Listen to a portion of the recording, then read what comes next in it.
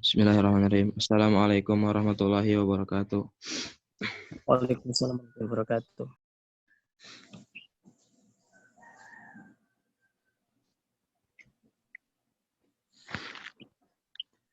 A'udzu billahi minasy syaithanir rajim. Bismillahirrahmanirrahim. Wa'tasimu bihablillahi jami'an wa la tafarraqu. Wazkuru ni'matallahi 'alaikum idh kuntum a'da'an fa'alafa baina qulubikum فأصبحتم بنعمته إخوانا وكنتم على شفا حفرة من النار فأنقذكم منها كذلك يبين الله لكم آياته لعلكم تهتدون وَلْتَكُنْ مِنْكُمْ أُمَّةٌ يَدْعُونَ إِلَى الْخَيْرِ وَيَأْمُرُونَ بِالْمَعْرُوفِ وَيَنْهَوْنَ عَنِ الْمُنكَرِ أُولَئِكَ هُمُ الْمُفْلِحُونَ. Shadaqallahul Azim.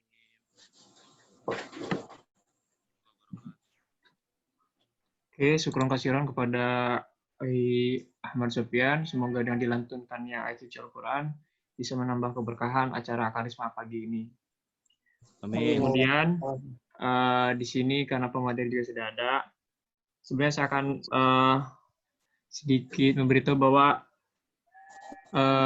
pemateri kali ini adalah alumni dari kampus kita juga, yakni Kang Abdurrahman Eskom. Oke, tak perlu lama-lama, langsung saja. Waktu dan tempat saya persilahkan kepada Kang Abdurrahman Eskom untuk memaparkan ataupun memberikan materi terkait tolak Omnibus Law, tolak hukum buatan manusia. Apa dulu, Kang? Ya, syukran Kang Zikri ya. Bismillahirrahmanirrahim. Assalamualaikum warahmatullahi wabarakatuh. Waalaikumsalam warahmatullahi wabarakatuh. Perlu perkenalan dulu nggak ini? Boleh, Kang. Boleh, Kang. Soalnya banyak yang mahasiswa baru juga PPMP nih, belum kenal.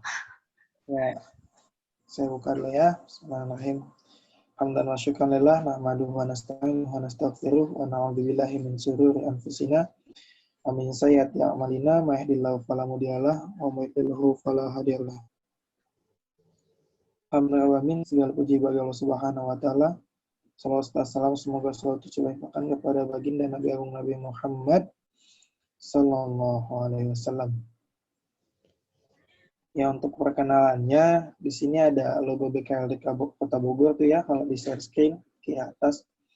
Alhamdulillah saya selain alumni Al-Rahma, dulu di Al-Rahma karena aktif di LDK-nya nih kayak Kang Zikri, Kang Fandi, Isandi Aziz, Kang Lukman, siapa lagi teh?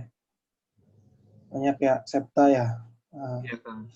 Itu kemudian sekarang karena sudah lulus dari Al-Rahma, aktif di BKLDK Kota Bogor sebagai tim riset opini dan media. Kemudian saya bekerja di Sujak Indonesia dan juga mengajar di Pondok Pesantren Baitul Quran Al-Mulk dan juga ada usaha. Udah itu aja. Kalau ada yang ditanyakan, tanya sama hostnya aja ya. Selanjutnya kita masuk ke materi. Bismillahirrahmanirrahim. Dengan tema tolak Omnibus Law, tolak hukum buatan manusia. Lagi rame nih, mungkin bahkan beberapa di antara kawan-kawan di sini sudah mengikuti beberapa kajian-kajian dengan tema serupa mungkin ya, atau sudah membaca artikel-artikel dengan tema serupa, atau bahkan mungkin sudah membuat opini dengan tema serupa gitu ya, dengan tema tolak Omnibus Law. Ya, jadi sebenarnya apa sih Omnibus Law itu ya kan? Sebelumnya yang udah pada bahas kajiannya dan sebagainya, ini udah baca belum rancangan Undang-Undang Republik Indonesia tentang Cipta Kerja? Wah, ini ada 1028 halaman. Waktu itu di Al-Rahma ada yang skripsinya tebal banget, kalau nggak salah murid saya juga pernah 600-an, belum nyampe 1000. Dan ini 1000 gitu ya, pisahkan dengan waktu yang singkat. 1020 halaman itu belum termasuk tulisan akademiknya. Jadi yang pertama udah pada baca belum nih? Saya baca ringkasannya, kalau misalkan fullnya ini juga saya belum baca. Saya belum baca full. Nah, jadi sebenarnya Omnibus Law adalah, mungkin ini yang udah pernah sering kalian dengar gitu ya, bahwasanya artinya secara istilah berasal dari undang-undang yang mencakup berbagai isu atau topik. Kata omnibus itu dari bahasa Latin artinya segalanya. Law itu hukum, jadi hukum segalanya tentang hukum. Omnibus Law bersifat lintas sektor yang sering ditafsirkan sebagai undang-undang sapu jagat. Dia bersifat lintas sektor, dan di dalam undang-undang ini juga seperti itu gitu. Mulai dari tentang administrasi investasi, ketenaga kerjaan, perpajakan, terus ada tentang sektor pangan dan lain sebagainya. Jadi benar-benar banyak hal dalam satu revisi undang-undang gitu. Omnibus Law. Jadi aturan yang mencakup semuanya. Omnibus Law adalah aturan baru yang sengaja dibuat untuk menggantikan aturan-aturan yang ada sebelumnya. Perbedaannya ada pada peraturan omnibus ini fokus mengurusi satu hal dalam satu undang. Kalau yang peraturan selain omnibus itu fokus mengurusi satu hal dalam satu undang-undang. Nah, kalau di Omnibus Law ini dia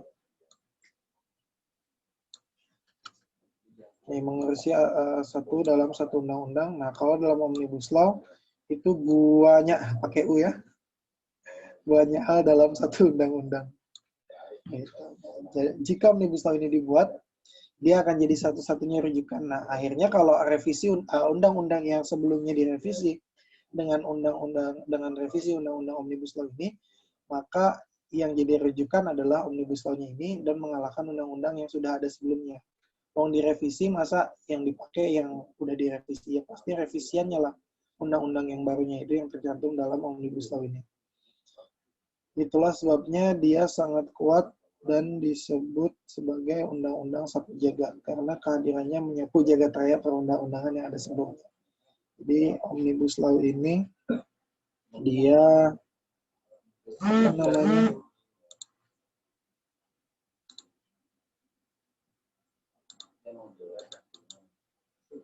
hapus. Oke.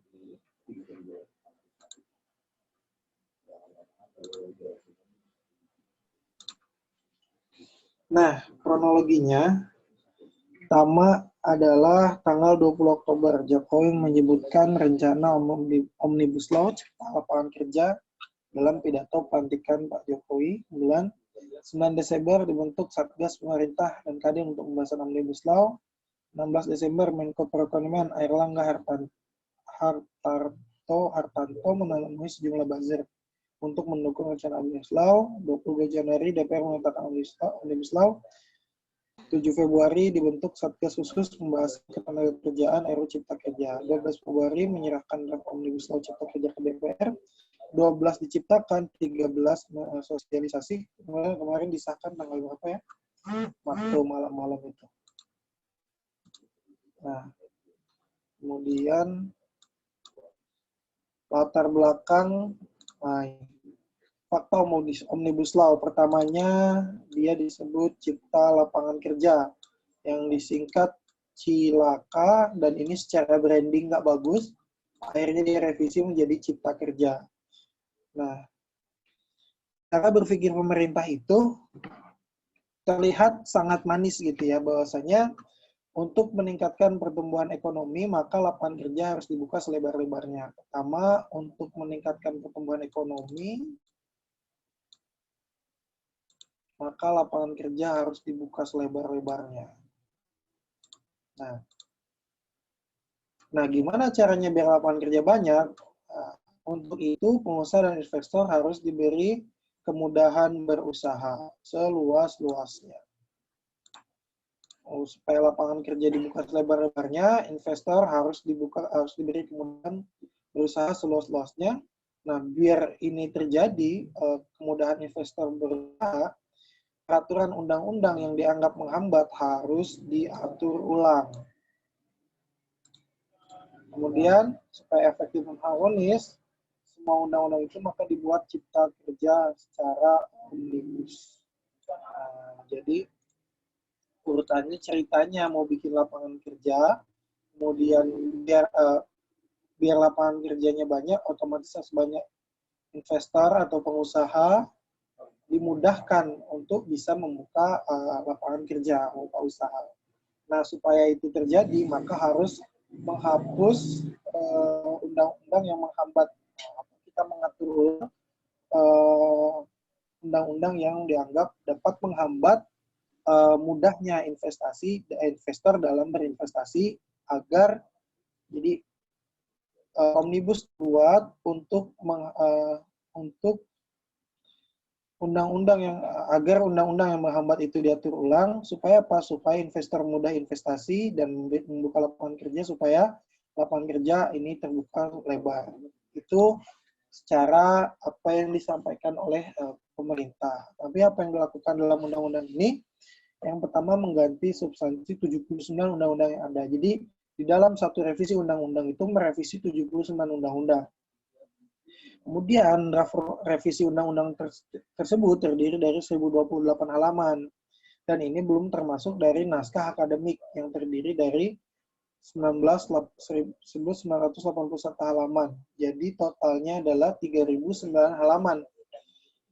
3009 halaman. Kemudian revisi undang-undang ini harus dibaca bersama-sama dengan 79 undang-undang yang diubah. Jadi kita compare gitu, revisi undang-undang yang ada di Omnibus Law, di-comparein sama undang-undang sebelumnya. Sebenarnya lebih relevan yang mana. Gitu.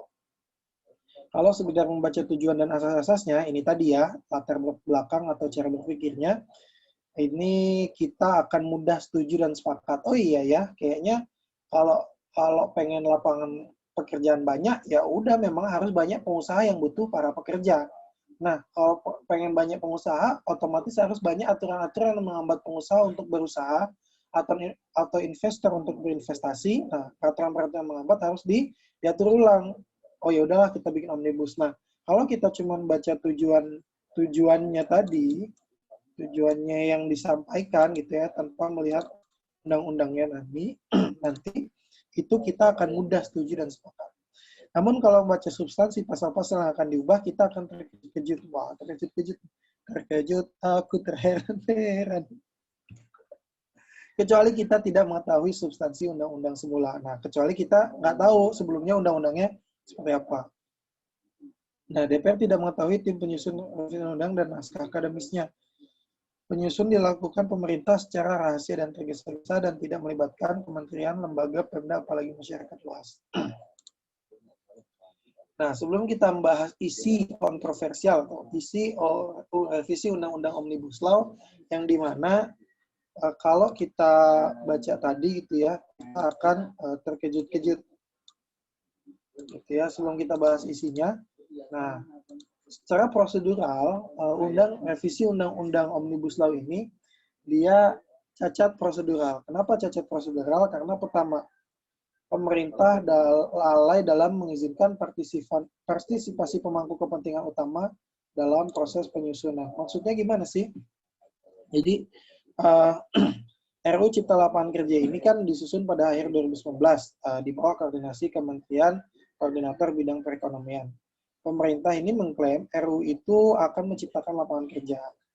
Nah, tapi publik sendiri,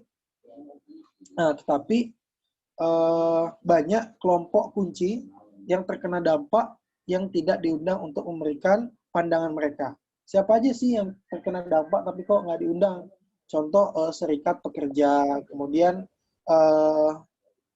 yang paling kita lihat banyak euforianya terjadi penolakan itu kan paling besar dari buruh atau serikat pekerja gitu. Dan ini tidak ada perwakilan yang diundang untuk memberikan pandangan mereka terkait cipta kerja. Padahal judulnya cipta kerja, tapi dari serikat pekerja itu tidak diundang untuk merumuskan ini, untuk memberikan pandangan mereka.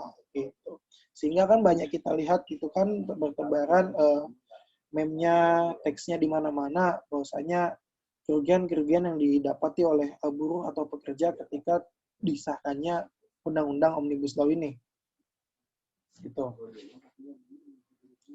Bahkan publik juga kesulitan mendapatkan versi resmi revisi undang-undang tersebut.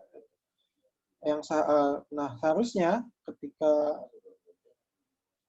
terjadi hal demikian, pemerintah harusnya memberikan draft yang resmi gitu. Bukannya ngasih yang resmi, malah yang beredar dibilang hoax. Harusnya tinggal bilang aja, ini yang aslinya, yang itu nggak usah dibahas lagi. Kemudian kedua, cacat prosedural. Kenapa DPR melewatkan tahapan krusial dalam proses pembahasan? Badan legislatif yang terdiri dari 80 anggota dari 9 partai politik bertanggung jawab atas proses pembahasan. Nah, kenapa DPR proses pembahasan badan legislatif? Nah, harusnya memang ada proses pembahasan. Nah, ini malah nggak ada proses pembahasan di revisi Undang-Undang Omnibus Law ini atau Cipta Kerja ini. Menurut Pasar 155 ayat 1 Tata Tertib DPR,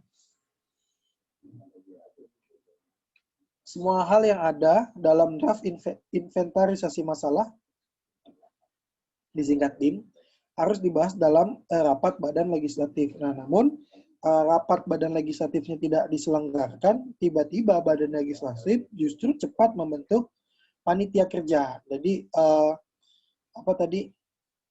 tidak dirapatkan gitu ya revisi undang-undang yang diajukan ke DPR ini, mereka langsung membentuk panitia kerja dan mendelegasikan pembahasan DIM kepadanya. Jadi panitia kerja aja yang langsung membahas. Harusnya 80 orang tadi itu membahas dari 9 fraksi partai politik itu semuanya ngebahas. Tapi ini enggak. Langsung dibentuk dan tim yang dibentuk itu yang ngebahas. Jadi tidak Dewan Perwakilan Rakyat seluruhnya yang membahas terkait revisi undang-undang ini, tapi hanya panitia kerja aja yang membahas. Kemudian ketiga, nah kan kita merasa kok cepat banget ijik-ijik disahkan itu 1028 halaman hanya dalam waktu sekitar 6 bulan saja disahkan, malam-malam pula gitu. Bahkan ada yang masih sedang menolak mic-nya dimatiin gitu kan. Wah, ini sungguh aneh gitu. Nah, tapi dalihnya DPR itu kenapa dipercepat? Karena pandemi COVID-19. Nah, ini kita bisa sanksikan gitu ya. Kenapa kok malah dipercepat gitu? Kan COVID. Kenapa COVID-nya malah dijadikan alasan untuk mempercepat? Harusnya kalau ngomongin COVID, nggak usah dibahas sekalian malah revisi Undang-Undang Cipta Kerja ini. Yang lagi sedang sangat urgent adalah membahas tentang kesehatan. Yang harusnya dibahas adalah gimana regulasinya supaya penanganan pandemi COVID-19 ini tepat, cepat, efektif, dan efisien gitu loh. Jadi korban tidak bertambah, korban sembuh selalu bertambah, kemudian prosedur protokol kesehatan diperketat, atau adanya pembatasan sosial berskala besarnya itu dilakukan seperti apa yang semakin jelas itu. Ini mah udah aja semua dibiarkan dengan tanda kutip harus melaksanakan protokol kesehatan, kemudian udah semua boleh berjalan. Yang padahal dia semua segmen gitu ya yang bilang menjalankan protokol kesehatan, tapi tidak semuanya berjalan sesuai protokol kesehatan yang ditetapkan. Yang padahal protokol kesehatannya itu tidak 100% efektif untuk menghindari atau melawan COVID-19. Dan keempat, ada beberapa ketentuan yang tidak pernah dibahas dalam revisi undang-undang tersebut. Jadi nggak dibahas, tapi tiba-tiba pada saat pengesahan ini undang-undang ini ada gitu ya. Pertama tentang Undang-Undang 2007 Ketentuan Umum Perpajakan, kemudian pajak pendapatan, kemudian tentang pajak pemahaman nilai barang dan jasa, pajak penjualan atas barang mewah. Nah ini nggak pernah dibahas dalam revisi undang-undang, tapi tiba-tiba jadi hal ini dalam berkas legislatif tidak diakses. Yang bisa diakses bahwa ketiga undang-undang tersebut itu tidak pernah dibahas dalam proses pembahasan sejak April hingga akhir September. Nah, padahal di awal tahun pemerintah mengajukan Omnibus Law bidang perpajakan itu dipisah sebagai salah satu dari 3 Omnibus Law. Yang seharusnya memberikan informasi itu secara umum gitu ya, bahwasanya semua boleh diakses pemerintah. Nah, malah tiba-tiba pemerintah masukkan undang-undang perpajakan ke dalam revisi undang-undang Cipta Kerja di saat-saat akhir. Jadi pas akhir-akhir di luar pembahasan tiba-tiba disahkan aja tuh. Tiba-tiba ini undang-undang ini masuk dan kemudian ada pengesahan undang-undang Cipta Kerja. Nah, setelah kita paham betul gitu betapa ini tadi ya, cacat proseduralnya undang-undang ini secara konstitusi gitu ya. Kemudian di dalam pasal-pasalnya, ini sebagian kecil aja, ini kontroversi dalam artian, kok gini sih gitu, menuai tanda tanya besar gitu. Pertama di pasal 24-29 yang berkaitan dengan AMDAL. AMDAL itu analisis dampak lingkungan gitu ya. Jadi analisis dampak lingkungan itu biasanya dilakukan untuk para pengusaha yang mau membuka usaha, anggaplah tambang. Nah ini ada analisis dampak lingkungannya kalau dia bikin tambang di situ, misalkan apa pengaruhnya buat rumah-rumah sekitar, atau misalkan ini bikin tambang apa di hutan apa, tadi gunung apa, nanti dampak lingkungannya apa. Jadi berkaitan dengan AMDAL dan izin lingkungan. Kalau sebelumnya AMDAL itu jadi syarat, nah jadi harus ada tuh analisis dampak lingkungannya. Sebelumnya jadi syarat. Nah, dan izin lingkungan jadi syarat izin usaha. Jadi sekarang izin lingkungan jadi bagian dari izin usaha. Jadi kalau izin usaha di situ sudah include izin lingkungan. Dan AMDAL, analisis dampak lingkungan tadi, itu statusnya bukan lagi persyaratan, tetapi faktor yang dipertimbangkan. Jadi dipertimbangkan aja. Tadinya setiap mau buka usaha itu harus ada analisis dampak lingkungannya, yang kalau dampaknya buruk otomatis tidak jadi keluar izinnya. Karena itu syarat. Nah, tapi kalau misalkan sekarang, itu bukan syarat. Ketika analisisnya berdampak buruk, ya itu jadi pertimbangan aja, bukan jadi tidak diberikannya izin usaha atas usaha tersebut gitu ya. Kemudian di pasal 33, pasal ini mengubah pasal 30 Undang-Undang Nomor 19 Tahun 2013 tentang perlindungan dan pemberdayaan petani, yang tadinya melarang kegiatan impor kecuali dalam kondisi tertentu gitu ya. Nah, dalam pasal 33 revisi undang-undang ini disebutkan kecukupan kebutuhan konsumsi dan atau cadangan pangan pemerintah berasal dari produksi dalam negeri dan melalui impor. Disebutkan akan mendorong, jadi ini akan mendorong liberalisasi impor secara terang-terangan. Kenapa? Karena yang tadinya hanya kondisi tertentu, dalam artian ketika produksi dalam negeri tidak mencukupi, baru kita harus melalui impor. Nah, kalau sekarang enggak gitu. Kalau sekarang, pokoknya kebutuhan konsumsi dan atau cadangan pangan berasal dari produksi dalam negeri dan melalui impor. Tadinya berasal dari dalam negeri, kalau nggak cukup, baru melalui impor. Nah, ini jadinya bakal terjadi liberalisasi besar di sini. Sudah lagi tidak mengecek data pangan dalam negeri, yang ini nyukup nggak sih buat negeri ini.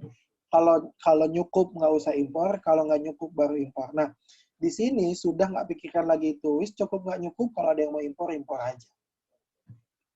Pasal 42. Pasal 42 mengatur kemudahan izin bagi perekrutan tenaga kerja asing. Nah, ini bahas tentang tenaga kerja asing. Dalam ayat 1 pasal 42 RUU Omnibus Law disebutkan, setiap pemberi kerja yang mempekerjakan tenaga kerja asing wajib memiliki pengesahan rencana penggunaan tenaga kerja asing dari pemerintah pusat. Jika disahkan, pasal di Omnibus Law ini akan mengamandemen pasal 42 Undang-Undang Ketenagakerjaan Nomor 13 Tahun 2003, di mana sebelumnya TKA harus mendapatkan izin tertulis dari menteri atau pejabat yang ditunjuk. Yang tadinya harus seperti ini, jadi hanya dari pemerintah pusat. Wah, udah nih. Pokoknya gimana pusat? Pusat bolehin, udah izin tertulis dari menteri atau pejabat yang ditunjuk, udah nggak perlu lagi. Nah, ini kalau yang misalkan cipta kerja, ini cipta kerja buat siapa? Wong TKA dibolehin, ya anggaplah investasi bertambah. Dan itu berarti belum tentu berdampak signifikan kepada lapangan pekerjaan dalam negeri, karena perekrutan tenaga kerja asing yang tadinya berbelit-belit, ini mudah, cukup gimana pusat aja. Kalau pusatnya ACC tes, ya udah oke aja, udah. Maka say goodbye untuk lapangan kerja bagi anak bangsa gitu ya. Kemudian selanjutnya ada lagi. Di pasal 66, pasal ini memuat perubahan definisi ketersediaan pangan. Pada pasal 1 ayat 7 yang tadi ya, Undang-Undang Pangan Nomor 18 Tahun 2012, pada revisi Undang-Undang Cipta Kerja, ketersediaan pangan adalah kondisi tersedianya pangan dari hasil produksi dalam negeri. Nah, ketersediaan itu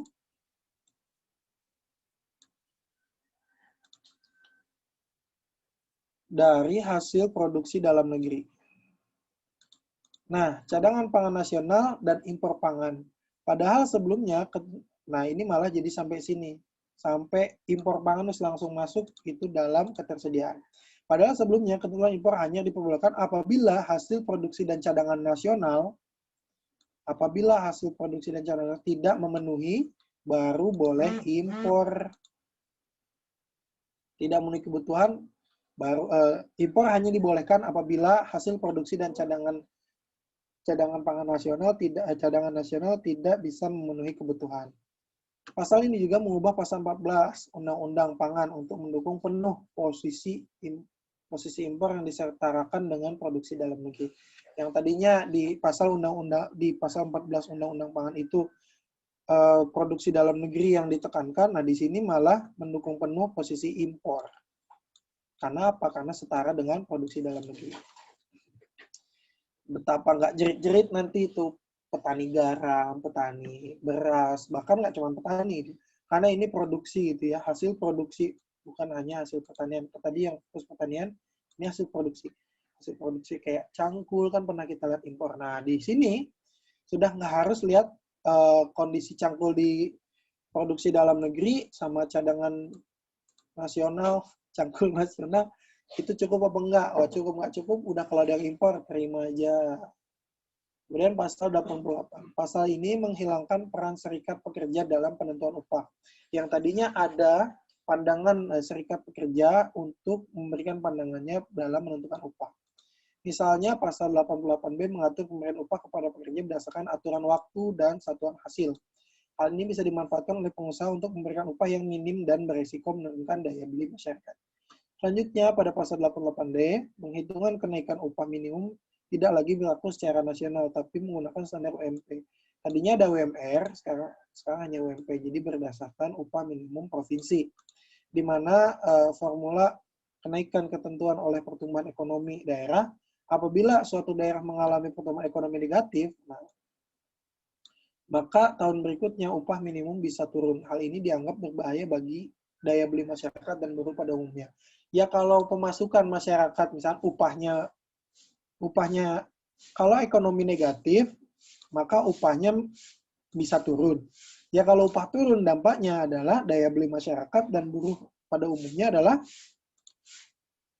turun. Terus kalau daya beli masyarakat dan buruh turun, ekonominya bangkit apa turun? Ya turun. Ini gimana? Kalau ekonominya turun, maka upah boleh turun. Kalau upah turun ya otomatis daya beli turun. Kalau daya beli turun ya apa yang terjadi? Ya ekonomi turun. Nggak jelas. Nah inilah betapa kacaunya hukum buatan manusia ya. Lanjutnya pasal 89 mengubah ketentuan pasal 59, pasal 88, pasal 90, pasal 93 dan pasal 191 Undang-Undang Nomor 13 Tahun 2003 tentang ketenagakerjaan. Dengan dihapusnya pasal 59 terkait pekerja kontrak untuk waktu tertentu (PKWT), artinya tidak ada batasan kapan kontrak akan selesai. Membuat pelaku usaha terus-terusan memakai pegawai kontrak, dengan demikian ada ketidakpastian kerja seperti tulis pada kajian itu. Nah, jadi dulu itu kalau nggak salah saya pernah tahu sebelum menjabatnya Megawati sebagai Presiden RI itu dulu itu maksimal pegawai kontrak itu 3 bulan. Kalau udah lebih dari 3 bulan kok masih dilanjutkan untuk bekerja, maka dia masuknya harus dijadikan karyawan atau ya udah diberhentikan aja. Nah, jadi kalau perusahaan masih butuh tenaganya harus diangkat karyawan. Nah, kalau udah diangkat karyawan banyak fasilitas yang tidak didapatkan oleh pegawai kontrak. Masih ada lagi. Nah, ini pokoknya undang-undang yang kontroversi. Jadi kalau misalkan sekarang banyak mahasiswa, buruh, masyarakat, akademisi yang pada demo tuh, sebenarnya saya tidak menyaksikan aspirasi yang mereka sampaikan gitu ya. Mereka luar biasa gitu menyampaikan itu. Nah, kenapa mereka melakukan itu? Ya karena hal-hal ini gitu. Nah, tapi kalau misalkan mereka demo di tengah pandemi, ya itu juga bukan suatu hal yang baik. Tapi ketika mereka menolak kebijakan dolim ini, itu juga hal yang ya sejalan gitu kalau aspirasinya. Tapi cara menyampaikan harusnya tidak dengan berkerumun dan sebagainya. Ada tentang ketentuan cuti khusus atau izin, kemudian kehutanan, kemudian tentang PPLH. Nah, ini banyak ya.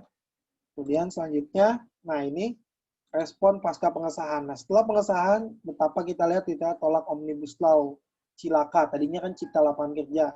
Ketika cipta lapangan kerja itu menjadikan tidak bagus secara opini gitu ya, karena bisa dicilakakan gitu, kalau disingkat jadi cilaka, yang memang banyak undang-undang yang itu bisa dikatakan cilaka gitu ya bagi buruh, bagi petani, bagi para produsen-produsen gitu ya. Ini menuai penolakan dari kalangan buruh, bahkan dari Ormas Islam, PBNU dan Muhammadiyah tolak undang-undang Omnibus Law Cipta Kerja dinilai rugikan rakyat. Memang merugikan rakyat. MUI tolak Omnibus Law, bahkan MUI pun menolak Omnibus Law. Kenapa? Karena lebih banyak untungan cukong dan investor asing.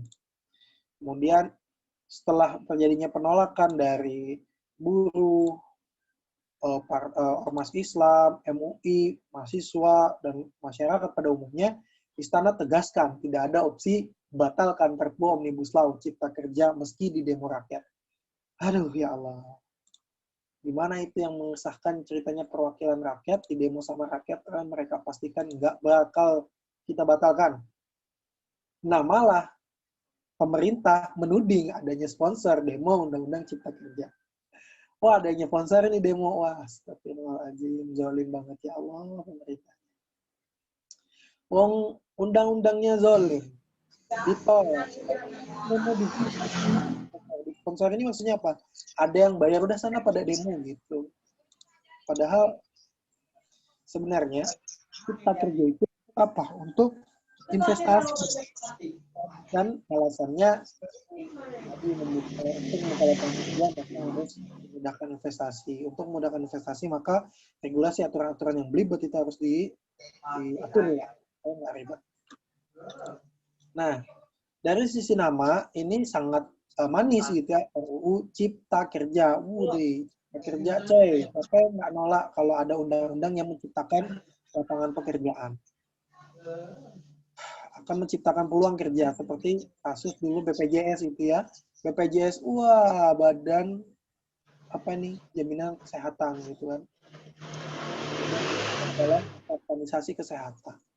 Kemudian faktanya justru menggelar karpet merah demi kepentingan investasi asing dan melalui FDI akan disebut RU Cipta Investasi. Nah, kalau misalkan ini untuk investasi, memangnya kenapa investasi? Apakah negeri kita sangat kekurangan investasi? Atau prestasi negeri kita adalah negara yang paling tidak ada orang investasinya? Ini enggak juga. Jadi di tahun 2017 sampai 2019, Indonesia menempati peringkat keempat negara tujuan investasi. Udah juara 4, coy. Harapan 1. Juara 1, 2, 3 sama juara harapan 1. Nah, Indonesia itu juara harapan 1. Udah paling bagus menurut Unctad. Nah, kemudian ini tadi, apakah investasi kita bermasalah? Ini realisasi investasi Januari sampai Juni 2020. Di Jawa Barat ini dalam rupiah triliun ya. Di Jawa Barat 32,6 triliun adalah PMA, penanaman modal asing. Nah, 25,2 triliun adalah PMDN, penanaman modal dalam negeri. Di Jawa Timur nih, total 57 triliun, 51 triliun, 20 triliunan semua ini, puluhan triliun, kalau di total 100-200-an. Itu Januari sampai Juni aja. Kemudian realisasi investasi berdasarkan wilayah rupiah triliun. Nah, 5 besar investor PMA 2019. Nah, penanaman modal asing ini kebanyakan dari Singapura, Hong Kong, Jepang, Tiongkok, sama Belanda yang investasi di negeri kita. Tuh, udah negara-negara besar itu investasi, masih mereka anggap bahasanya ada masalah investasi dalam negeri, padahal udah juara 4. Nah, ini dalam triliun ada di 2020 itu 886 triliun rupiah gitu ya, yang paling diminati PMA dan PMDN 2019 di 2020 ini. Yang paling diminati adalah transportasi, listrik, perumahan, logam, dan pertambangan. Inilah. Jadi ini kita melihat bahwasanya tadi tapi tidak sedang dalam keterpurukan investasi. Terus ngapain? Nah, harus bikin revisi undang-undang yang di situ sangat mempermudah investasi. Kalau misalnya ngomongin buat cipta kerja, jelas tadi dijelaskan bahwasanya tidak melulu berbanding lurus gitu. Bahkan akan menjadikan kesenjangan ekonomi gitu ya. Ini ya, menurut Tanri Abeng, mantan Menteri BUMN RI, 50,3% harta kekayaan di Indonesia hanya dikuasai 1%. Nah, 1% penduduk Indonesia itu menguasai setengah kekayaan Indonesia. 1% dari orang Indonesia itu berapa orang sih? Kalau dari 260 juta, itu kan berarti cuma sekitar 2,6 juta aja. Jadi 1%-nya itu menguasai 50% harta kekayaan Indonesia. Enggak gila. Yang 99% itu menguasai 50%. Ini yang terjadi gitu ya, dampak dari investasi. Menurut Profesor Yusril Iza Mahendra, mantan Sekretaris Negara RI, 74% tanah di Indonesia telah dikuasai oleh 0,2% orang. Menurut Profesor Dr. Patikno, mantan Rektor UGM Menteri Sekretariat Negara, 70% sampai 80% sumber daya alam Indonesia telah dikuasai oleh pihak asing. 70% sampai 80%, ini udah 70% lebih gitu ya, sumber daya alam manusia, SDA, sumber daya alam, tambang, air mineral, dan sebagainya, dikuasai oleh pihak asing. Bagaimana dengan rakyat Indonesia? Hanya jadi buruh di negeri sendiri. Terus apa yang dilakukan dengan peraturan undang-undangan? Memperburuhkan rakyat Indonesia. Nah, terus apa yang harus kita lakukan? Nah, ini solusi mendasarnya. Solusinya, ya cuman gampang. Negara, karena masalahnya adalah negara harus menggunakan syarat Islam dalam mengatur semua dimensi kehidupan dalam naungan daulah Islam. Nah, gimana caranya biar negara ini bisa menggunakan syarat Islam untuk mengatur semua dimensi kehidupan dalam naungan daulah Islam? Ya, mungkin ini akan dibahas dalam pertemuan selanjutnya. Dari saya sekian, mungkin melanjutkan diskusi, saya kembalikan kepada moderator. Tafadhol, Kang Lutfi.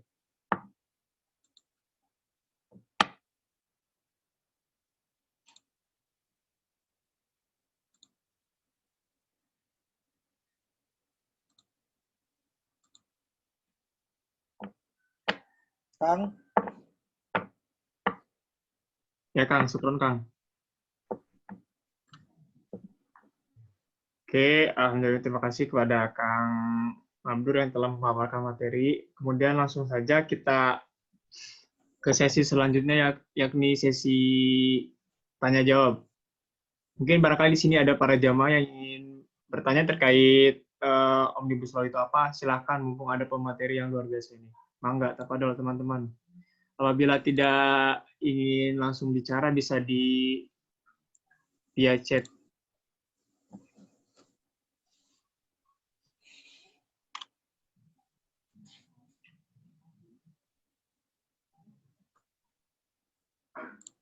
Oh ya, Kang, ada yang bertanya nih, Kang.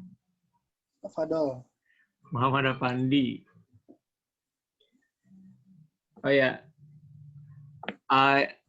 langsung gimana, Kak? Tampuk dulu apa satu-satu dulu nih? Manut moderator aja saya. Oke, ini dulu yang pertama ya. Sini pertanyaannya, apakah undang-undang ini tidak ada manfaatnya sama sekali untuk masyarakat? Jika tidak, kenapa tetap disahkan? Padahal banyak sekali menuai kritikan dan penolakan dari berbagai elemen.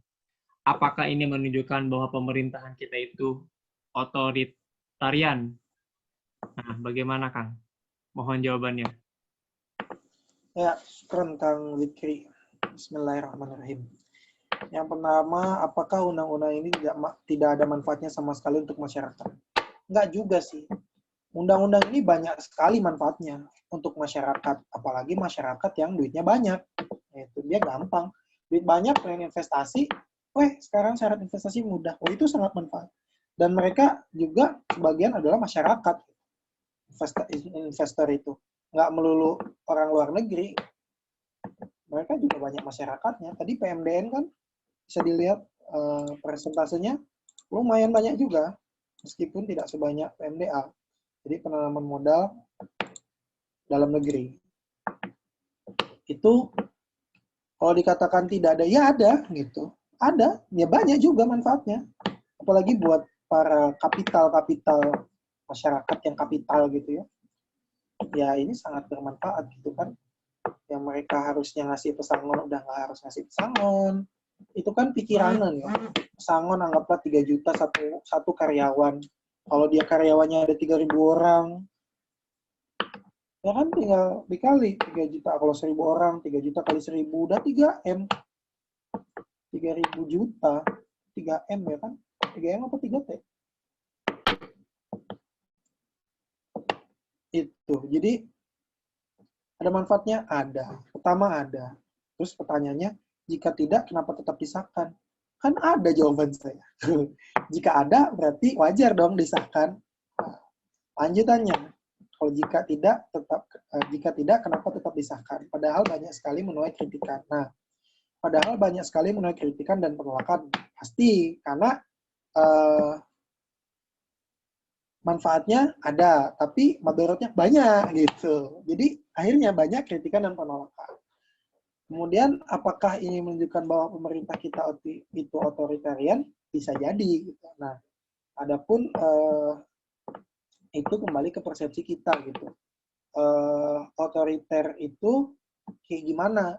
Kalau misalkan udah didemo tapi tidak digubris gitu kan tadi Istana tegaskan tidak akan batalkan Perpu Omnibus Law Cipta Kerja meski didemo rakyat. Coba itu. Apa kata-kata itu tidak otoriter? Coba kalau diganti Istana tegaskan tidak akan mensejahterakan rakyat. Ini bahasa kasarnya Istana tegaskan nggak mau dengerin apa kata rakyat. Itu udah otoriter banget, sangat tidak demokratis. Jadi, apakah menunjukkan bahwa pemerintah kita itu otoritarian? Ya, ada indikasi yang mengarah ke situ, sangat. Kalau pakai kata indikasi, aman, coy. Kalau nggak pakai kata indikasi, bisa dicibir saya. Benar-benar. Udah pemerintah otoritarian, siapa ini ngomong pemerintah? Ada indikasi pemerintah otoriter. Rakyat bilang,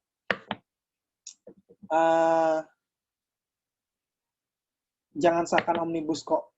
Omnibusnya disahkan. Nah, berarti kan ada indikasi otoriter. Gitu, Kang Fandi. Oke, gimana Kang Afandi?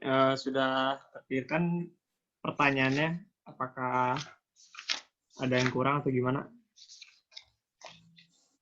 Kalau ada yang mau nambahin boleh ya, Pak Fadol ya. Oh iya, bisa. Jika ada yang ingin menambahkan, Padahal nih ada Kang Ute nih, mana Kang Ute? Kang Ute alumni Al-Rahma juga tuh. Iya Kang Ute. Tapi nggak ada. Udah keluar kayaknya. Tidur paling dia. Oke, intinya terkait tadi pertanyaan Apandi, pemerintah itu bahwa terkait Undang-Undang Omnibus Law ada indikasi keotoriteran. Oke, kemudian ke pertanyaan selanjutnya Kang ya. Oh, ada lagi? Ya, tadi ada yang ingin bertanya. Ya, tafadhol. Oh, bentar. Silakan tadi Ahwat yang ingin bertanya, dipersilakan. Kalau nggak via chat.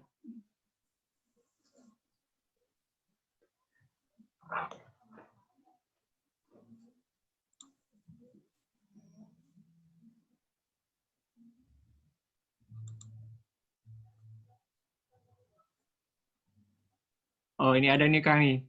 Di via chat Kang dari Muhammad Bayu. Panjang sekali nih Kang pertanyaannya. Saya yang bacakan apa Kang? Gimana nih? Bacain aja, kan antum moderator. Ya. Oke, Assalamualaikum Ustaz. Mau bertanya mengenai yang tadi menjaga berkerumunan, apakah tidak ada keanehan dalam demo kemarin? Karena bisa dilihat sendiri banyak yang demo dan berkerumun tetapi tidak ada info bahwa ada yang terpapar COVID. Apakah COVID pun itu hanya dijadikan permainan pemerintah? Kenapa saya berpikir pemerintah itu menyebarkan berita mengenai COVID itu bisa dibilang hanya permainan pemerintah. Soalnya saya menyaksikan sendiri mengenai orang yang meninggal, padahal dia tidak terpapar COVID, tapi meninggal karena sakit jantung. Tapi keluarga dia ditawarin oleh pihak rumah sakit, mau gak dikasih 10 juta, tapi jenazah atau mayat keluarganya itu yang meninggal dibilang meninggal karena terpapar COVID. Oke, jadi Ya, gitu ya, ya. pertanyaannya Kang. Kepada Kang. Ya, Syukran. Jadi sebenarnya ini ngebahas nanyanya tentang COVID ya. Iya Kang. Karena demo banyak kerumunan dan sebagainya. Yang itu kalau ada satu orang aja yang COVID udah tuh. Ambiar udah. Mukbang itu si coronanya udah dia dapat banyak korban. Nah, tapi begini. Pada dasarnya coronavirus itu ada. Kemudian kalau misalkan orang yang positif, kemudian dampak negatifnya pun ada. Kemudian penyebarannya cepat pun memang. Tapi kita tahu sendiri gitu ya, seolah-olah seperti rahasia umum betapa pengurus-pengurus negeri ini atau oknum-oknum pengurus negeri ini itu tidak bertanggung jawab atas data. Ini kan Kang siapa tadi? Kang Muhammad apa namanya? Muhammad Bayu ya. Nah, Kang Bayu gitu ya. Nah, Kang Bayu ini kan menyaksikan sendiri gitu ya bahwasanya ada pasien rumah sakit yang meninggal bukan karena COVID, ditawarin mau nggak meninggalnya distatuskan karena COVID, akan diberikan 10 juta. Ini sebenarnya bukan salah dari pusat. Jadi pusat memang memfasilitasi untuk penguburan gitu ya, pemakaman pasien yang meninggal positif corona, karena kan memang harus khusus gitu ya penanganannya, terus dan lain sebagainya, nggak bisa sembarangan orang karena nanti dia malah kena COVID juga. Itu ada anggarannya untuk pemakaman jenazah yang meninggal karena positif COVID-19. Itu dianggarkan tuh dari atasan. Sebenarnya baik kebijakannya. Udah nih, ya udah kalau ada yang positif, udah anggarannya sekian juta tuh kan, bagus. Nah, tapi oleh oknum-oknum itu dimanfaatkan dan bahkan yang kalau setahu saya lebih dari 10 juta gitu loh. Saya pernah dengar 20 atau 50 gitu, tapi faktanya saya belum pernah lihat secara real berita atau apa yang tertulis bahwasanya pemerintah menyediakan sekian puluh juta untuk penanganan pasien meninggal karena positif COVID gitu ya. Tapi yang saya tahu itu setahu saya gitu ya, nggak tahu positifnya itu berapa puluh juta, tapi lebih dari 10 juta, 20 atau 50 juta. Ini kan berarti ada oknum yang nggak benar gitu, bahwasanya nggak positif COVID, dikasih positif COVID, dikasih 10 juta keluarganya. Karena apa? Karena biaya ngurus yang dari pusat itu lebih dari cukup sangat gitu, sehingga dia gunakan separuhnya untuk penanganan dan masih ada lebih mungkin untuk kantong pribadi dari oknum tersebut ya. Dan supaya dia bisa melakukan penanganan atas pasien meninggal supaya bisa sesuai COVID, supaya ada anggaran yang puluhan juta tadi, ya ditawarin keluarganya, mau nggak dinyatakan positif COVID meninggalnya. Kalau mau dikasih 10 juta. Ada juga yang tawarin 15 juta, ada juga yang tawarin 20 juta. Saya juga dengar dari beberapa gitu. Bahkan ada juga kawan saya yang pernah jadi relawan untuk penanganan COVID ini ya merasa kecewa juga dengan oknum-oknum gitu ya. Dan secara kalau pusat, nah ini seharusnya ini yang sudah seolah menjadi rahasia umum ya untuk ditindak gitulah. Gitu. Jadi kalau misalkan ngomongin COVID-nya ada, kemudian permainannya ada oknum yang bermain. Begitu.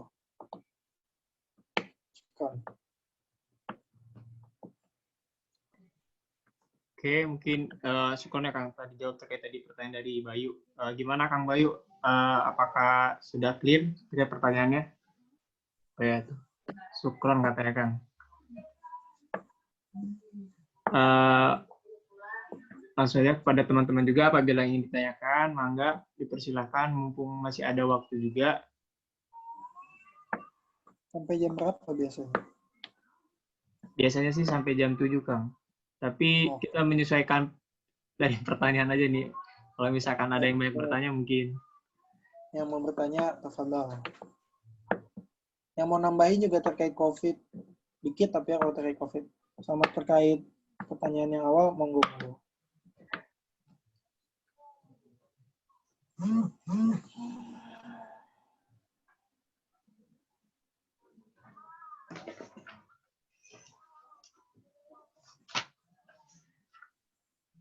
Nih Kang Sidik nih. Biasanya bertanya Kang Sidik. Tafadhal.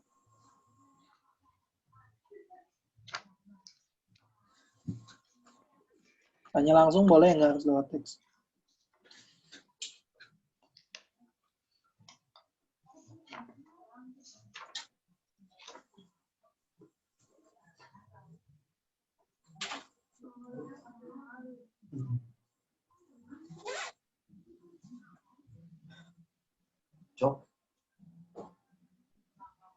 Halo. Gimana ini para jemaah ada yang bertanya lagi atau? Jamaah. Ini dari asrama nih. Dari asrama Mahad Al-Ihsan. Dari asrama Ijatunisa.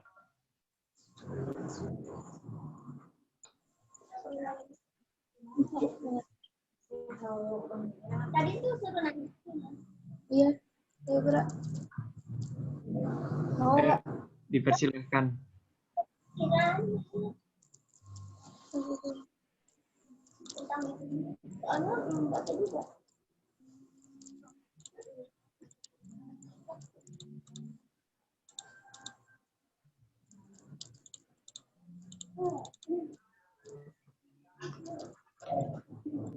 Assalamualaikum Jik, izin bertanya Jik. Oh ya, silahkan Chef. Jadi gini kan, ini kan apa? Undang-undang ini udah diketok ya, istilahnya udah disahkan gitu. Ini kan apa? Kalau bagaimana sih maksudnya caranya kita tolak kan ini kan tolak nih undang-undang ini. Tapi di samping itu undang-undang itu juga udah disahkan gitu. Ya. Terus kita juga bisa lihat dari sebelum-sebelumnya juga pasti terulang lagi gitu dari dulu juga tolak tapi ya tetap aja disahkan gitu. Jadi bagaimana sih apalagi kita ini sebagai mahasiswa menempatkan penolakan itu dengan gimana sih gitu yang benar itu, apakah dengan ikut demo atau bagaimana sih gitu kan?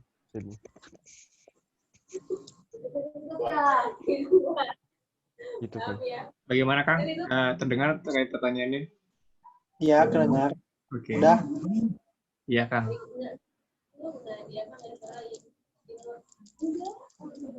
Ini moderator.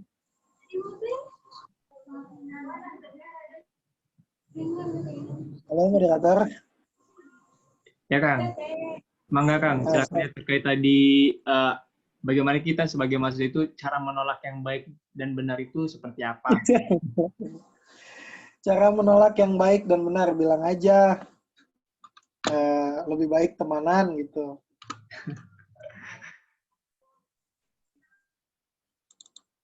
Oke, ini ya, bismillahirrahmanirrahim. Pertama, kalau membahas secara konstitusi, cara menolak omnibus ini, itu benar caranya dengan mengadakan demonstrasi gitu. Menyampaikan aspirasi, turun ke jalan, itu juga salah satu cara yang legal menurut konstitusi negara ini untuk menolak suatu kebijakan penguasa. Yang kedua, secara hukum,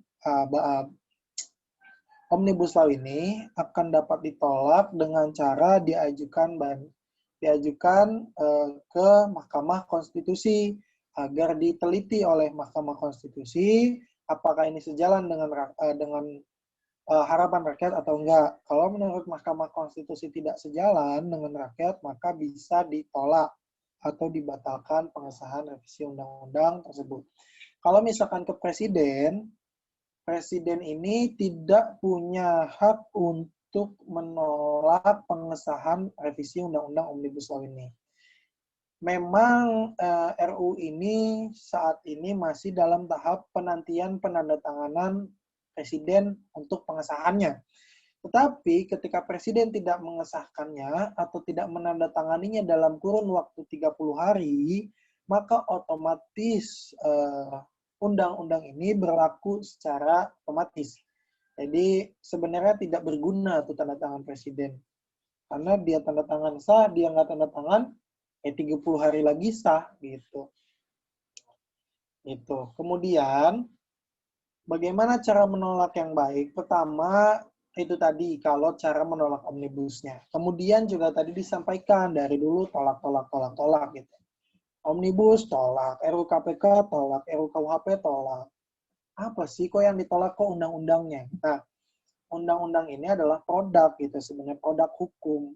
Produk hukum yang dilahirkan dari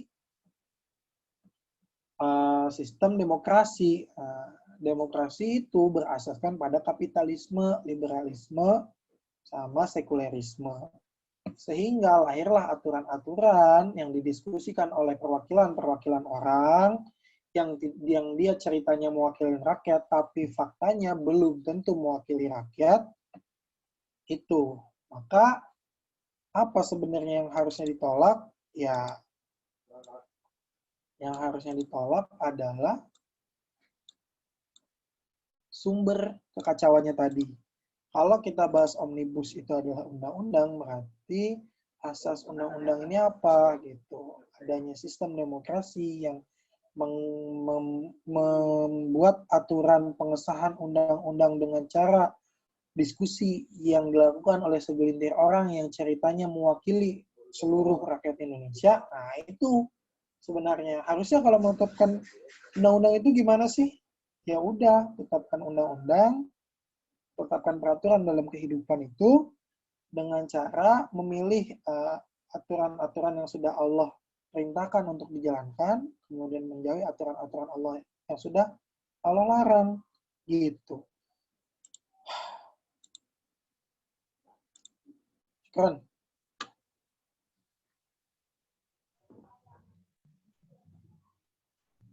Oke Kang, mantap Kang Sukron. Gimana Kang Septa? Siap. Syukran, Kang. Oke, mungkin ini Kang ada satu pertanyaan lagi ya Kang ya. Ya, tafadhol. 1, 2, 3 boleh. Masih lama jam 7. Oh ya. Ini di sini via chat dari Asrama ya Mahat Alisan. Siapa Assalamualaikum tuh, Mat? warahmatullahi wabarakatuh. Bertanya Ustaz, apakah dengan masuknya investasi asing akan membuat ekonomi negara kita itu maju atau malah mengancam negara kita? Soalnya kalau kata pemerintah, investasi itu sangat menguntungkan bagi negara kita. Syukron Kang. Ya, Afwan. Ini menarik gitu ya, dan ini sangat sesuai dengan tema. Apakah investasi asing itu menguntungkan negara atau malah merugikan? Bisa dikatakan merugikan gitu ya. Investasi asing. Kenapa kok bisa merugikan?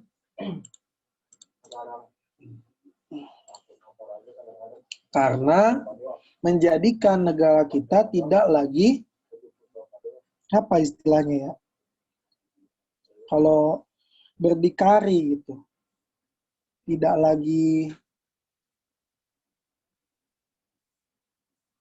menguasai negeri ini sendiri. Jadi dengan dibukanya keran investasi selebar-lebarnya, itu sebenarnya menjadikan peluang penjajahan terhadap negeri ini dari sektor ekonomi itu semakin besar gitu ya. Jadi kalau dikatakan membuat negara kita maju, bisa jadi maju dari sektor-sektor pembangunannya atau sektor-sektor yang lainnya. Beberapa sektor mungkin ada kemajuan. Tapi secara menyeluruh, yang namanya suatu negara berhutang pada negara lain, maka bisa mengakibatkan negara yang diutangi itu under control. Apalagi kalau terjadinya tidak bisa melunasi hutang-hutang tadi, maka bisa jadi negara ini rasanya milik asing sudah. Gitu. Kan sudah ada beberapa negara yang dia tidak bisa melunasi dan diminta pertanggungjawaban atas hal itu. Kan kita lihat tadi banyak negara-negara yang investasi ke Indonesia, mulai dari Tiongkok, Singapura, terus juga Nederland, dan beberapa lain. Itu ya kalau dia sudah berinvestasi di negeri ini berarti dia menanamkan penjajahan dalam segi ekonomi gitu ya di negeri ini. Jadi kalau misalkan membuat negara kita maju nggak sih? Ya mungkin satu sektor gitu pembangunannya yang kalau tanpa investasi nggak sepesat ini, tapi dengan investasi jalan tol cepat di mana-mana, rakyat suruh bayar tol. Ini bangun investasi untuk apa? Untuk nyari duit. Habis itu sudah jadi dijual pula ke asing. Minjem dana asing buat bangun tol udah jadi dijual ke asing. Bayangkan weh, tah. Ini beberapa kasus itu begini. Investasi diterima, hutang gitu ya, kita berhutang kepada asing, ada beberapa kasus yang hutang ini harus digunakan untuk pembangunan sesuatu, anggaplah jalan tol. Nah, pembangunan jalan tol ini, si investor pengennya para pekerja-pekerja yang membangun jalan tol ini mayoritas dari negeri mereka. Investor bawa pekerjanya buat ngerjain proyeknya. Kemudian materialnya, bahan-bahan bangunannya untuk membangun proyek tadi, si investor pengen dari mereka juga. Jadi kita diutangin buat beli barang-barang mereka, buat pakai jasa mereka. Bayangin, antum saya utangi 2 juta, tapi dipakai buat pesan ya ke saya 2 jutanya. Ya udah, 2 juta saya keluarin, habis itu 2 juta masuk, produk saya keluar, tinggal nunggu bunganya. Gitu ya. Aduh, bayangkan betapa mengerikannya negeri ini. Jadi 2 juta saya keluarin buat minjemin antum, terus saya kasih, terus antum harus beli laptopnya itu dari saya. Nah, laptop saya keluar, 2 juta saya keluar, laptop saya laku 2 juta, saya dapat dari laptop 2 juta. Terus dari hutang, saya dapat 2 juta lagi, berarti saya punya 4 juta. Belum bunga. Itu analogi kecilnya gitu ya. Itu kalau laptop atau kalau yang lain gitu ya. Misalkan antum pesan apa ke saya kan saya ada yang bisa dipesan. Itu kayak gitu. Jadi si investor ngasih uang sekian miliar atau triliun, tapi ente harus beli material sama karyawan-karyawan atau pekerja-pekerjanya dari negeri si investor.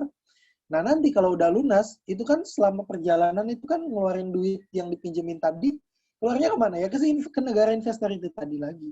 Habis itu setelah jadi, terus lagi celutangnya. Aduh, ya Allah. Gitu. Jadi kalau dikatakan ada sisi kemajuan, ada. Tapi kalau mengancam, ya namanya negara dihutangi itu otomatis dibayang-bayangi oleh para penghutangnya.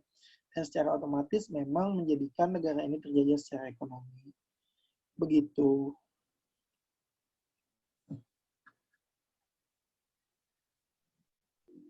Oke, syukran Kang. Gimana terkait Mahad Alisan, terkait jawabannya apakah sudah ini? Ya, syukran Ustaz. Kayaknya. Oke, intinya terkait investasi, mungkin negara kita diuntungkan dari segi pembangunan, seperti jalan tol dan lain sebagainya. Dan ini nih pertanyaan terakhir dari Asrama Ijatun Nisa, Kang. Ya, terkadang. Tadi dari asrama ini ya Mahad Alisan, sekarang dari Ijatun Nisa. Assalamualaikum warahmatullahi wabarakatuh. Afan Kang izin bertanya, ketika kita tahu untuk Omnibus Law ini misalkan telah disahkan oleh Presiden, ya bisa aja hal ini akan berpengaruh besar terhadap negara, seperti kekacauan yang terjadi di masyarakat. Banyaknya orang asing di sini, ya seperti ada penjajahan di area ekonomi. Apakah kita akan dihisab dalam hal ini ketika kita malah diam dan tidak peduli, padahal hal tersebut itu banyak mudaratnya? Yuk, silakan Kang. Mohon jawabannya. Ya, syukran. Bismillahirrahmanirrahim.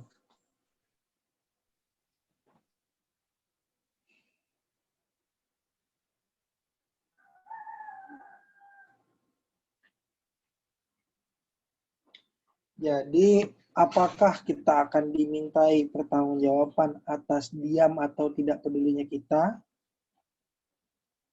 Ya, pastilah. Kita akan bertanggung jawab atas semua yang kita perbuat, sekecil apapun. Miskala dzarratin. Wa ya'mal miskala dzarratin khairan yarah. Wa ya'mal miskala dzarratin sarran yarah. Jadi, barang siapa yang beramal sekecil apapun dalam hal kebaikan, ya rohu dia akan melihatnya. Ya. Berarti itu dipertanggungjawabkan. Wama yakmal dan barang siapa yang beramal, sekolah daratin sebesar biji sawi, kecil banget ya, sekecil apapun amalnya, saran atas keburukan, ya rohu, maka dia akan melihat hal itu, dia akan mempertanggungjawabkan hal itu. Sekecil apapun yang kita perbuat dengan diamnya kita atas kezaliman, itu adalah perbuatan kita. Baik apa enggak? Monggo dinilai sendiri. Dan Allah yang maha mengetahui baik dan buruknya. Artinya kalau pertanyaannya adalah dihisap apa enggak? Ya semua yang kita lakukan, diamnya kita, geraknya kita, itu akan dipertanggungjawabkan. Kenapa kok diam bisa dihisap? Wong hadis Nabi diamnya aja bisa dijadi landasan hukum gitu loh. Dalam Islam. Gitu. Atas sesuatu. Nabi mendiamkan ketika ada sahabat yang berbuat demikian, oh berarti hal tersebut udah boleh. Berarti kalau kita mendiamkan adanya kezaliman, kita menganggap hal tersebut adalah boleh. Maka hisab kita adalah, ya gimana Allah nanti hisabnya. Tapi secara hitung-hitungan, ketika kita diam terhadap kezaliman, maka kita sudah melakukan hal yang tidak baik. Sekecil apapun tidak baik itu, kita akan mempertanggungjawabkannya. Terus apa tadi? Udah kan? Itu aja kan? Ya. Ya Kang. Jadi hanya terkait apakah banyak madorotnya itu sudah.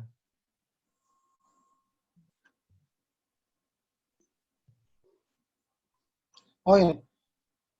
Padahal hal tersebut itu banyak madorotnya. Ini bukan pertanyaan. Pertanyaannya adalah apakah kita akan dihisab padahal banyak madorotnya. Oh, iya. Apakah kita dihisab kalau diam padahal banyak madorotnya. Pertanyaannya apakah kita akan dihisab Jawabannya, menurut saya, itu akan dihisap. Apapun perbuatan kita, sekecil apapun itu, entah baik maupun buruk, akan dipertanggungjawabkan.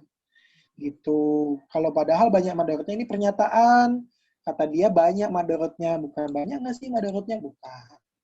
Ya, apaan salah ini, salah fokus, kurang fokus. Bisa jadi saya yang salah nanggap. Kita tanya aja nih yang nanya. Yang benar kayak gimana.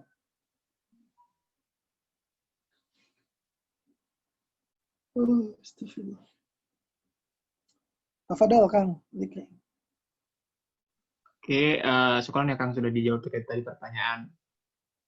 Dikah, tadi boleh ini gak Kang tampilin videonya, soalnya buat gini juga Kang. Buat apa? Dokumentasi Kang. Videonya ya. Kalau gak keberatan Kang, apa nih Kang? Siap. Sebentar ya.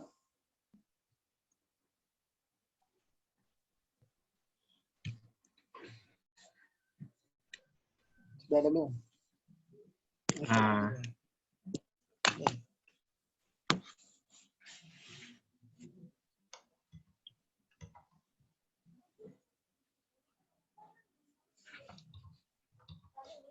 Oke Kang, syukron Kang. Siap. Udah di screenshot.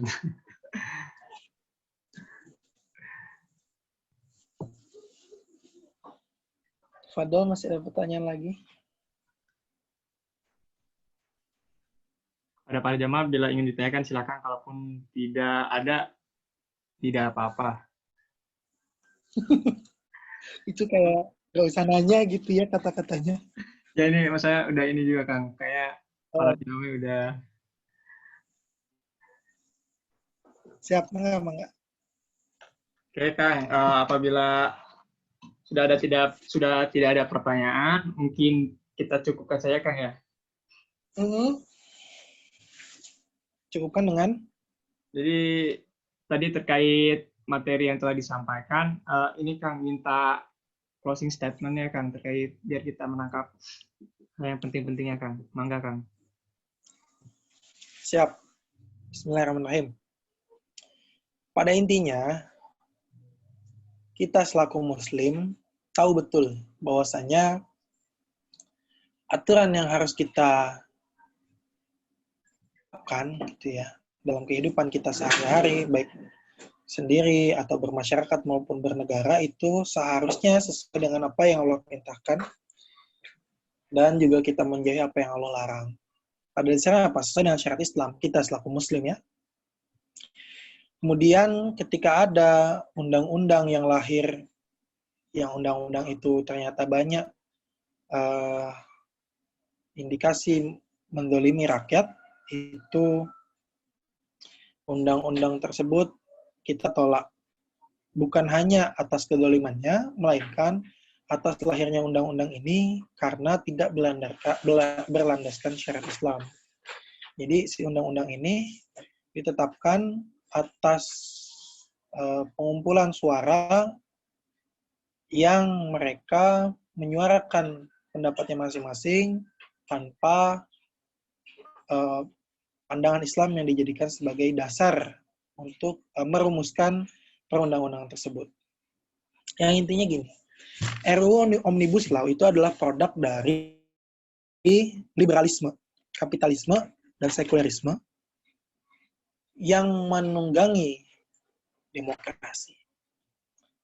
Maka kita menolak undang-undang tersebut atas dasar kapitalismenya, atas dasar liberalismenya, atas dasar sekulerismenya, maka kita juga menolak kezaliman yang lahir dari undang-undang tersebut.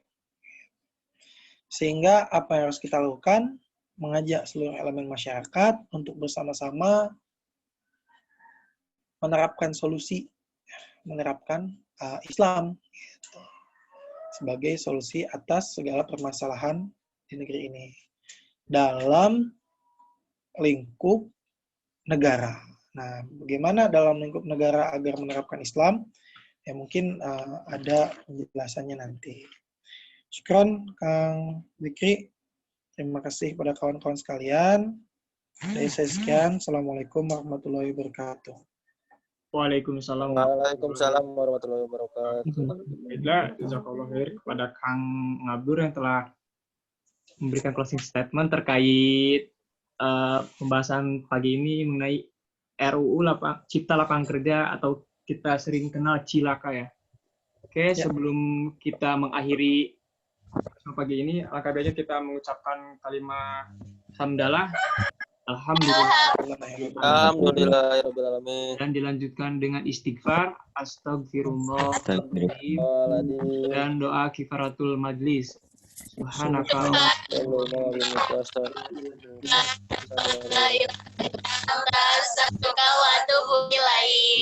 Jazakallah kepada Kang Abdul dan kepada para jamaah yang telah hadir. Semoga kita selalu diberikan kesehatan dan dilancarkan rezeki serta diberikan kemudahan untuk segala urusan. Amin amin ya rabbal alamin. Assalamualaikum warahmatullahi wabarakatuh. Waalaikumsalam warahmatullahi wabarakatuh.